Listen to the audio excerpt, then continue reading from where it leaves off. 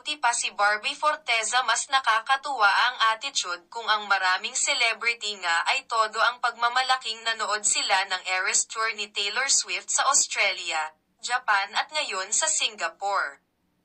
Hindi nakiuso ang kapuso actress.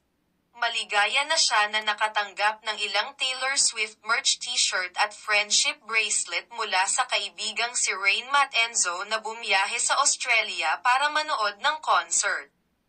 Kasi para sa akin, ito po ay sa akin lamang. I just feel like it is a splurge for me. Sabi ko sa sarili ko, if magpe-perform siya dito sa Pilipinas, I will definitely watch it, say ni Barbie sa interview ni Nelson Canlas sa 24 Oras. Aniya, gusto niya pero pinigilan siya ng pagkakataon. I really like it, but to have to spend for a flight, accommodation, and syempre to maximize your time to wherever she's performing, parang it's too much of a splurge. Especially I'm coming from just finishing a house. So, parang kasi if it's just for that, I'd rather spend it for something else. Feeling ko naman magpe-perform siya ulit soon, paliwanag pa ni Barbie.